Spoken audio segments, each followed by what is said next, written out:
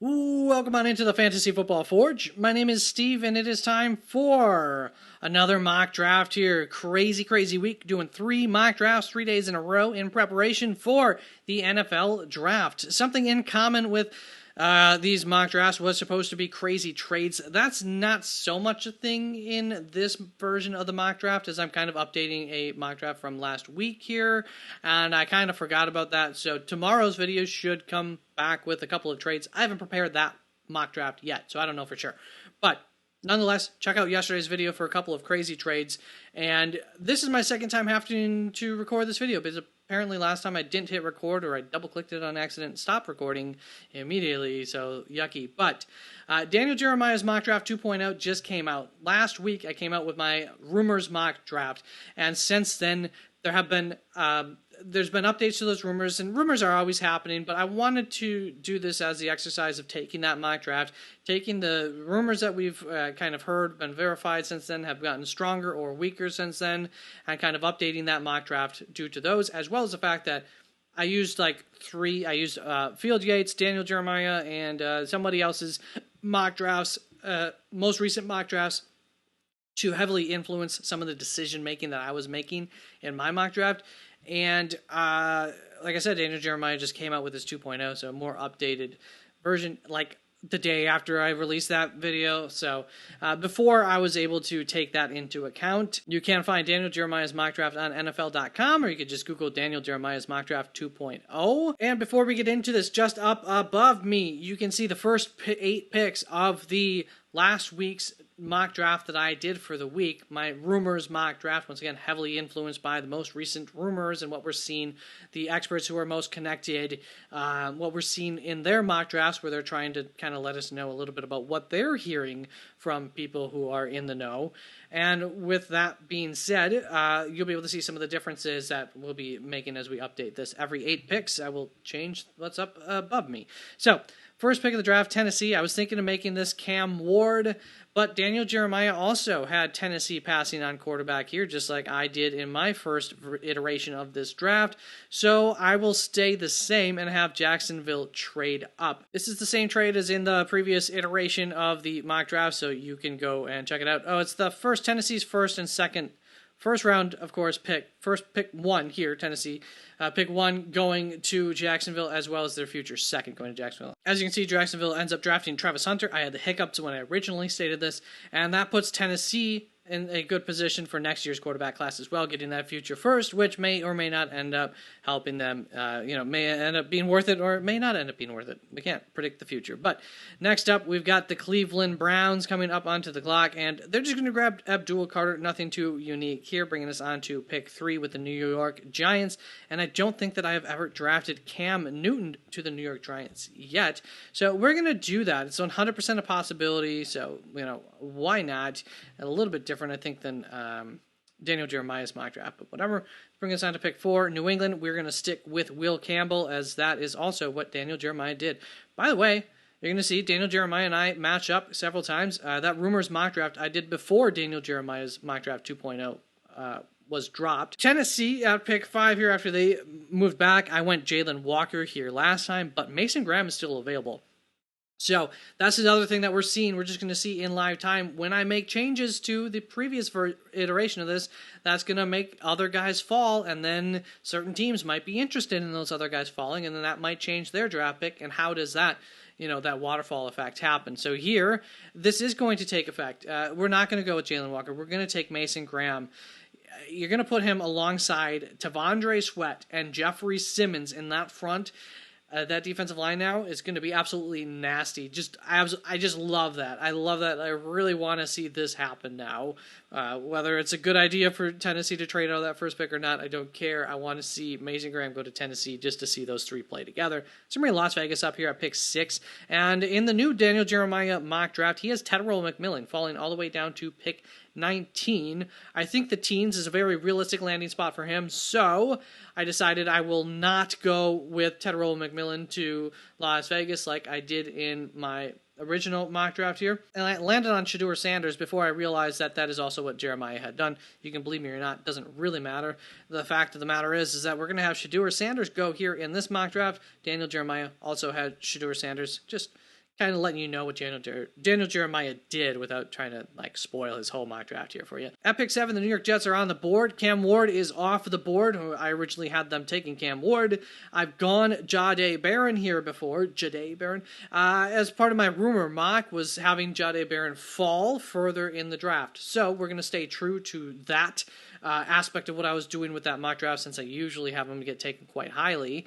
And once again, I'm going to agree with Daniel Jeremiah. It ends up being Tyler Warren here on this pick for the New York Jets. He's my number 8 on my big board. Once I made my big board, all of a sudden I realized, oh gosh, Tyler Warren's quite high up on it. He's a complete tight end, and in a weaker first-round draft class, it's not too much of a stretch to imagine him going quite high up.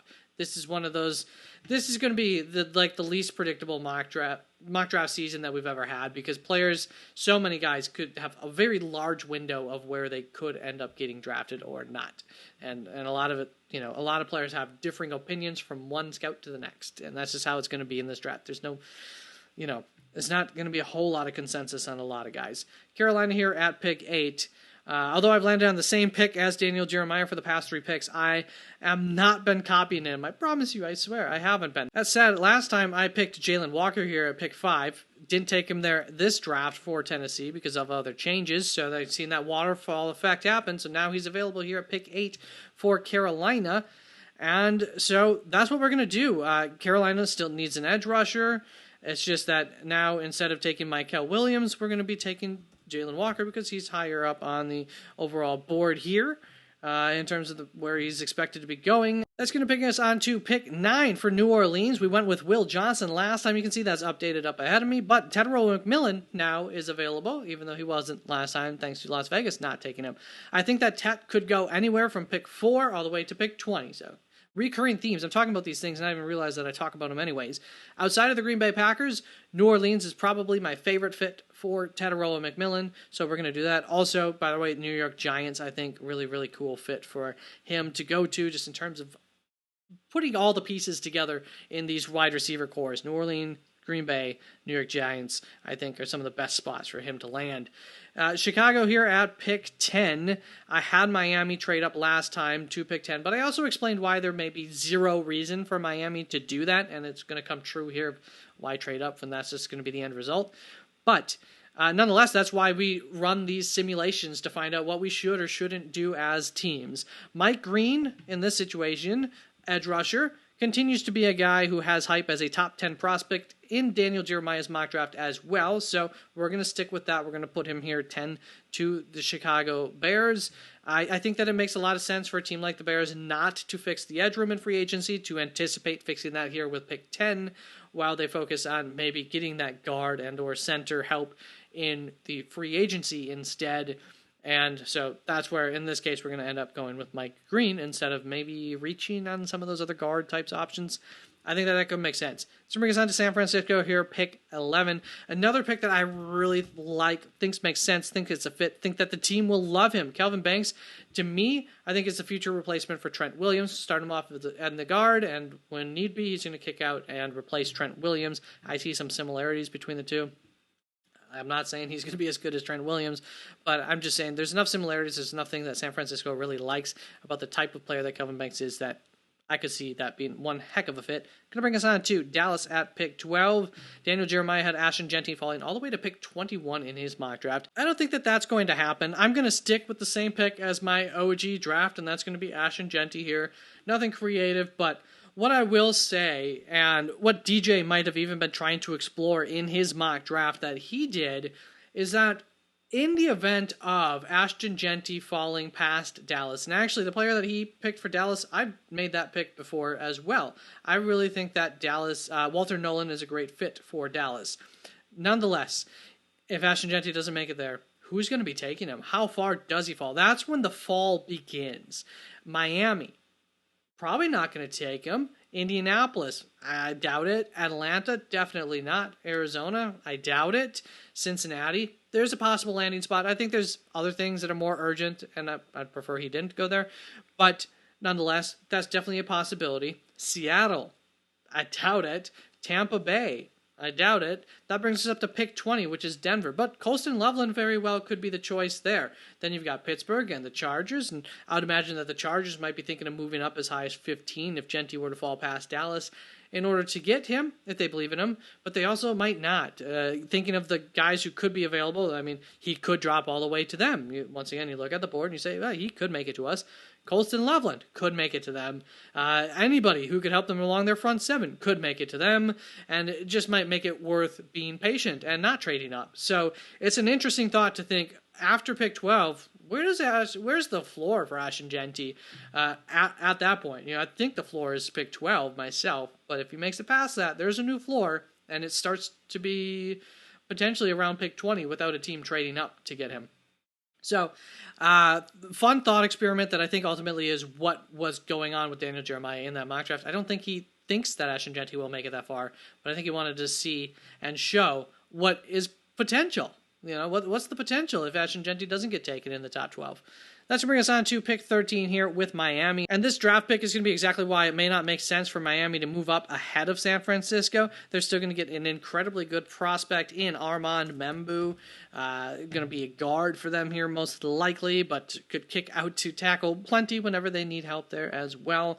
And they're not going to have to spend capital to move up to make this happen, which is basically what I did last time, having them move up to pick 10, and they got a same prospect. So DJ had them taking Tyler Booker here, but I think that Membu is a better fit and just as good or better of a prospect anyways. So, Membu over Tyler Booker here, but same idea between DJ and I in terms of what Miami's going to draft here. Pick 14, guard is at the top of the list of needs, and Tyler Booker is right there in terms of, guys that would make sense, especially for this practice to take for Indianapolis. However, I don't really think that the system fit is perfect. He can be asked to do more zone blocking, but I think that he's a better power gap blocker. Malachi Starks is another name that you could think about taking here. I think I have drafted Malachi Starks to Indianapolis before, but he's off the table, as not only am I lower on him, but he went the lowest that we've seen him go in any major mock draft yet in Daniel Jeremiah's 2.0. I think pick 32 he went. I went Mike Green last time, but he's gone. And so we're going to stick with that same position. Just going to take the next man up. Going to be Michael Williams to Indianapolis Colts here. Still available. Should be a top 15 pick type of guy. And he literally went at pick 15 to Atlanta in DJ's mock draft. So just one spot difference, and I think we're going to see that with a couple of picks here. We explored Kenneth Grant here, talking about Atlanta falling in my other mock draft, but since then, I've been hearing counter rumors that are also pushing Kenneth Grant upwards. And in fact, I think I've heard more rumors to the opposite, to the good than the bad as of late, and I feel like overall he's actually gone upwards, but he's another one of those guys where you do hear varying opinions of. He's a bit of an odd prospect in terms of his size and what he actually does on the field and everything. So not everybody sees the vision, I think, is what it comes down to, and some people do see the vision. Regardless, nobody's going to argue the fact that he's a very, very talented internal defensive lineman. So there do seem to be some varying opinions on him, but DJ took him with his 16th pick, and I'm going to take him here with the 15th pick to Atlanta. Atlanta is in need of a nose tackle, and I'm fine pushing Shamar Stewart down my board. I did take Shamar Stewart last time with pick 15 here. I know some of you are going to be very happy that I didn't again. But last week in that draft, he did go there. DJ did not force him into his top 20, so I'm feeling a little bit more comfortable again, maybe keeping Shamar Stewart at the back portion of the first round. I'd like to see that so far the NFL hasn't pushed him all the way up into like the top 10. We'll see at the end of the day. After the combine, he might shoot up again. Kenneth Grant, however, will be the pick. As you see, I drafted him. Now, you may think that I should have gone with James Pierce here at pick 15 to the Falcons, and I don't necessarily disagree with that. But I did explore pushing him back in my original mock draft that we did. You see, he hasn't even gone off the board yet after, pick 16 here. But since then, some of the rumors that, not that I have been hearing, but that we had been seeing take effect in mock drafts. We had been seeing James Pierce falling further and further down boards for seemingly no reason. And now those rumors are being made public, and we're hearing what they are, and there's some character concerns for him. The rumor specifically that's been sourced is from an anonymous source, I believe it's an AFC team, but we are seeing it impact boards. I'm hesitant to take that too seriously myself. There's so many reasons that could be coming out from this anonymous source. But yeah, nonetheless, we're going to buy into it for purposes of this mock draft, of following the rumors. And we're pushing James Pierce quite potentially right out of the first round, just like DJ did in his mock draft. Let's bring us on to Arizona at pick 16, and Walter Nolan was my pick for them originally. He went at pick 12 to Dallas in DJ's mock draft, a pick that I've made several times, as I mentioned before. And I had him go to Arizona here. It's a toss-up between himself and Will Johnson for me in this time around, because Will Johnson was not available last time around when I picked Walter Nolan. And both DJ, by the way, Daniel Jeremiah, DJ, and I had Will Johnson go higher than Walter Nolan. So I'm actually going to have them go with Will Johnson here at pick 16 to the Arizona Cardinals. Now, if you made it this far in the video, think about dropping a like. It's very, very much appreciated. It really helps. And of course, if you subscribe, there will be more, obviously. Also, in the description, you can find links to the website where you can find my big mock draft drops when I do those, my 1.0, 2.0s, not my weekly mock drafts, but the big ones, and with write-ups about each pick, and we'll go into more than just the first round. I'm planning on going all the way to a 4.0 this year. Last year I did 3.0. And my 1.0 is already done and up and available for you, and a 2.0 will be coming somewhat shortly after the Combine has finished. You can also find my scouting notes on the Discord server. There's a link to the Discord server in the description. That's my strengths, weaknesses, other notes on hundreds of players. Every player broken down by position. If the link doesn't work for you or something like that, please let me know in the comments. I'll get you a link anyways, but I'm not very experienced with Discord, so hopefully that all works out, but let me know if not. Brings us on to pick 17 here for Cincinnati, and I think that Will Johnson would have been a very interesting pick for Cincinnati. We're not going to be going with James Pierce, as I just talked about, even though we went with him in the original draft, and we are at the midpoint of this draft, so I want to quick take stock of who I have not drafted from my top 16 in the original mock draft, and same for DJ's top 16. Who have we not taken? Both myself and DJ have not took Walter Nolan, but he's still available in this version. Daniel Jeremiah did take Tyler Booker in his top 16, and I took Shamar Stewart originally in my top 16, but as I talked about already, we're going to want to push him further back as he was later in Daniel Jeremiah's mock draft. Walter Nolan is going to top the list here, and although guard is a slightly higher need for Cincinnati, the defense really needs some love, and I think that best player available will result in the drafting of Walter Nolan in this situation. And this is a new one, a different fit that I really, really like there for Cincinnati, bringing Seattle up onto the clock, and we're going to take Tyler Booker here. Now, if you watch yesterday's video, I talked a little bit about why Seattle definitely may not be grabbing guard in the first round, but drafting one could also make sense for the same reasons that he doesn't like guards. They are getting more expensive, and that means that an investment with draft capital could make sense as well. All the way up in the first round, though, for a guy who kind of thinks that they're not only overpaid but also overdrafted, maybe not. But in this instance, we're going to go Tyler Booker to Seattle, bringing us on to pick 19 for Tampa Bay. Daniel Jeremiah had my boy Gray Zabel going just a pick earlier here to Seattle in his mock draft, and I absolutely love that. Tampa Bay has a need. Gray fits it.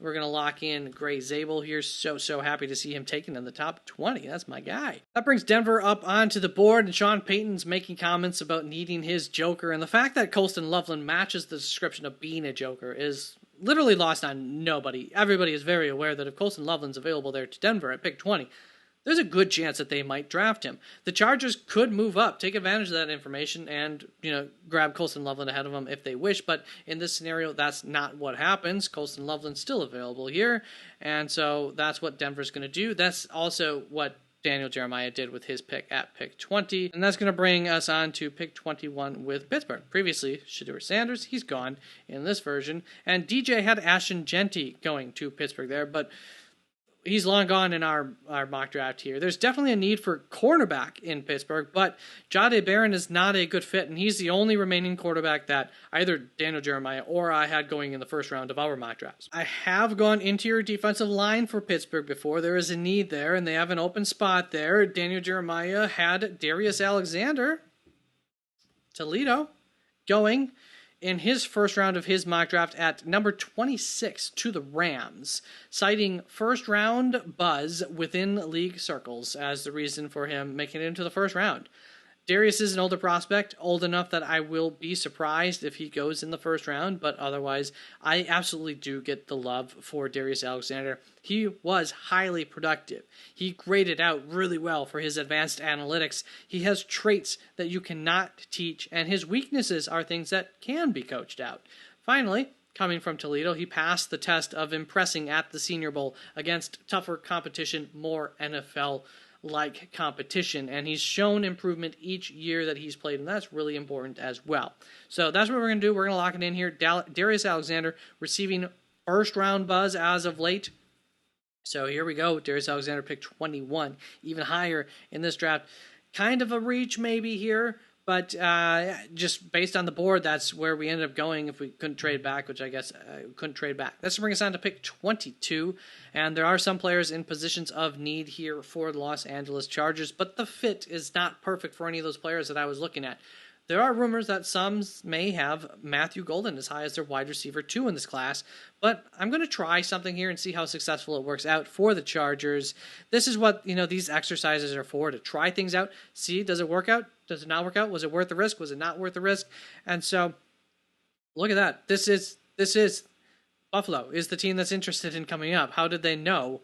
I guess maybe because I've made this trade a couple of times as of late. Maybe they're guesstimating that. I don't know. But we're going to Buffalo be really interested in this pick. It's picks 30, 56, 170 in return from the Chargers. They're going to get 22, 86, 253. Neither of these teams really needed more picks, so that's the terms that we end up having them agree upon, and that draft gets made. Buffalo comes up here, and what did they trade up for? There needs to be somebody that's worth spending capital to move up for when a trade happens, and at this point, Jahdae Barron, top 10 player, my rankings, top 10 player, in other people's rankings, top 10 player here on Trevor Sikkema's board. Really, really like him. He's a guy who, if he's still available here at pick 22, a team could say, we can't pass that up. We got to get up there and get him. So going to have Buffalo doing that in this situation. Brings us on to pick 23 for the Green Bay Packers. Originally, I had Green Bay taking Jahdae Barron here. He just got taken. And honestly, I don't know how likely it is that Green Bay is or is not actually interested in Jahdae Barron. It could go really either way for differing reasons. Unfortunately, Shamar Stewart is very much the Green Bay Packers type, but this is a new defensive scheme, new people in town, new types of players may be needed on this defense anyways, and reportedly, they're happy with their front seven, which I think that they are.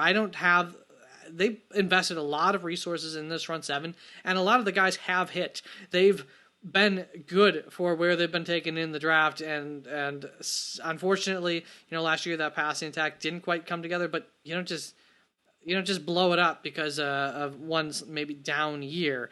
I don't have front seven being a need, at least a high need for the Green Bay Packers in this upcoming draft. So I am in agreement with that if that is truly how the Green Bay Packers organization feels. I just did this in a different draft, and depending on the medicals for a couple of cornerbacks, otherwise, I think Jihad Campbell could make a lot of sense. There is a need at linebacker for Green Bay opening up, and we've seen Green Bay spend plenty of capital, this regime, on that linebacker position. So that would kind of complete their linebacker room with all high draft picks. That's going to bring us on to Minnesota here at pick 24. In the OG mock draft, I had Minnesota trade back with the Giants from here. I was planning on having Buffalo trade out of the first in order to allow a team to move up for Jackson Dart in this mock draft as well. But then I traded Buffalo. I moved up with them instead of ended up having them move back. That's just how these things happen in these mock drafts. You never know if you're going to move up or down. This is always a spot where I'm looking to trade out of. Minnesota is really low on draft capital. Daniel Jeremiah has them taking running back Trevion Henderson here, but they've only got like 4 picks in this draft. I think that Minnesota can find a worthy running back early in the second round if they still want to spend high draft capital up on a running back in this draft. But also, meanwhile, improve their draft capital by moving back a little ways before doing that. So we're going to stick to the OG draft, except that the Giants already took Cam Ward in this mock draft. However, Cleveland is still in need of a quarterback, quite possibly. So Cleveland is going to be moving up with Minnesota in order to take Jackson Dart, who's the guy who we are seeing rumors of him potentially coming into the back end of the first round and getting drafted there. We're going to see Minnesota trade picks 24 and 97, two of their 4 picks, for 33, 67, and a future value. So they don't get more picks, but they do at least improve their capital. Maybe they can trade 67 back a little bit later for like 2 picks in that situation. But you take what you can do to improve your capital. Here they do. Cleveland comes up here for Jackson Dart. That brings Houston up, and DJ and I both had Emeka Egbuka going here, so we're not going to change that. We're not trying to change everything in the draft. We're just trying to see what must change when we changed some of those things earlier. In terms of pick 26, I had Josh Simmons going to the Rams here, and he's already off the board to Green Bay at pick 23 in Daniel Jeremiah's mock draft. Malachi Starks is not a need, so we don't want to go that route. The Chargers might be trying to trade up, so what does that offer look like? I looked into it. I'm thinking that it's not enough to sway the Rams, as they are looking at Josh Simmons is kind of who you're trying to compete with, and very well by moving back to pick 30, they could get jumped by Kansas City. Baltimore could take Josh Simmons. There's a little bit of risk, so you want to get paid, handsomely for it. And I just have the Los Angeles Chargers as not being in a pinch here. They feel pretty comfortable, especially because they got something cooking with Detroit anyways. So they don't offer enough for the Rams to move off of the spot. The Rams take Josh Simmons there as they need help with their left tackle. That's going to bring Baltimore onto the clock. I had Shamar Stewart going much earlier in my original mock draft. DJ has Shamar Stewart going here. I've had Shamar Stewart going to Baltimore before. I think that it's a good fit. And so, we'll just go with that. Again, it makes enough sense. I don't see why it wouldn't be a possible choice for Baltimore here. And that's bringing us on to pick 28 here with Detroit. As I alluded to, the Chargers and Detroit have made... Let's bring us on to pick 28 for Detroit. As I alluded to, the Chargers and Detroit have had a potential trade going in place. There is some overlap between what Detroit wants and what Washington needs. So the Chargers may have to pay up a little bit extra to move up here. But we're going to have the Chargers giving picks 30 and 122 for 28 and get 226 back in return for that. So it by the chart, that is paying up a little ways here for the Chargers. Still overall improved their capital by moving back here anyways. And they are going to get the guy who they were thinking of taking up at pick 22 when they originally traded back in Matthew Golden. So everything works out really nicely for them there. Washington is up on the board next. In my original mock draft, I went Luther Burden for Washington. He's available here as part of the whole Luther Burden's draft staff. We were seeing him go later and later in mock drafts, and he's somebody who I don't have a guaranteed first round mock draft grade on myself. And then this Daniel Jeremiah's 2.0 mock draft comes out, and he actually doesn't have Luther Burden on his board at all in the top 32 picks. So we're going to follow suit with that. Luther Burden kind of off of the board here. Not going to be drafting him. So it's going to be Donovan Jackson, somebody who the rumors, what we're seeing still puts him as a guy who we're expecting to see quite potentially land in the later portion of the first round. So I brought the cornerbacks up here for Detroit because we're going to go back to Field Yates' mock draft where he originally had Maxwell Harrison go in the first round. Following the rumors, Maxwell Harrison, potential first round draft pick. I agree with that. I really like him a lot. However, I don't think that he is a good fit for Detroit. More of a zone guy, maybe not necessarily ultra feisty. Not that not, but just really not the best fit for Detroit. Then there's also been some buzz for a guy like Azareye'h Thomas going in the first round, who, making it no doubt, would be a good fit with Detroit, but someone who doesn't get a lot of buzz, however, is consistently high up in the rankings and right around here as a borderline first, second round guy, is Trey Amos, and he is also a good fit for Detroit. In fact, one reason why I think they might like him more, appreciate his skill set more, is he is very physical, but he also knows the line of when to stop in order to not get flagged. And just a year ago, they had drafted Terrion Arnold in the first round, who's had a lot of flags, very physical guy, in his rookie year. So this is just something that the Lions could see in Trey Amos and really appreciate, all the more. You bring Kansas City up onto the board, and I couldn't have said it better than Daniel Jeremiah himself, so check it out in his mock draft, what he had to say about this pick. But you'll see, in my OG draft just a week ago, I took Josh Connerly here to Kansas City. So did Daniel Jeremiah. That's why he's got a write-up about Josh Connerly at pick 31 to Kansas City that I'm recommending you go read. And then at pick 32 here, we've got the Philadelphia Eagles. And Daniel Jeremiah had Malachi Starks going here, and I just don't see the need. I had Dylan Gabriel going here to Cleveland. And I think that that's a lot of fun, but we're going to let Philadelphia have some fun here. And, of course, Cleveland ended up, going a different route in this mock draft anyways. So that's going to bring us on to the first thing here, cornerback. That could make a lot of sense for Philadelphia with an aging Darius Slay on the roster, somebody who's apparently even a cut candidate possibly. So we're going to keep this as an option when we go over to the linebacker position, and everybody is in agreement that Zach Bond should be a priority free agent number one for them to be bringing back, including me. So we're going to just kind of go with that scenario where they do bring Zach Bond back, and we're going to take linebacker off of our needs list, not so much of a need anymore.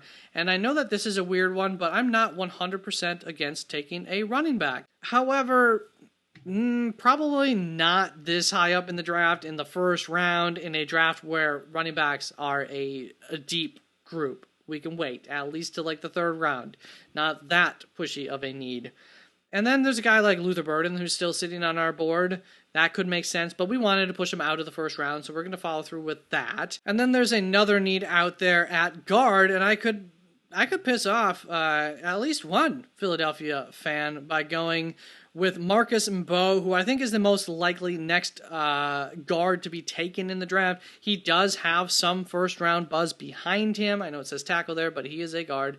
And like I said, in terms of, the purposes of this draft, he is a guy who's got that buzz around his name as a potential late first-round draft pick. However, don't worry, I am not going to do that to you here because there is something ultimately more interesting than any of these other possible routes, and that is going to be a guy who we thought that we took off the board, off of the first round, but look, if I see internet buzz, that means there truly is buzz around something, and the internet has been buzzing around the fact that with James Pierce, with all these accusations of bad character, pushing him off of drafts like Daniel Jeremiah's, now there's this buzz around James Pierce, around the Eagles more so, including James Pierce of, is Howie Roseman going to do it again? Is he going to be able to take advantage of a guy falling, consensus board guy, falling further than people think that they should fall?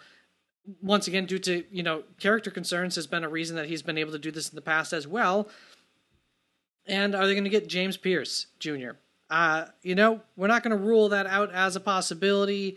And that's what we're going to do here. We're going to say James Pierce goes to Philadelphia, adds to that edge room. And there you go. Thank you very, very much for tuning in. There will be another draft tomorrow. There was a draft yesterday you should check out if you haven't checked that out. Having a little bit of fun here leading up into the NFL Combine. Very excited about that. Peace out.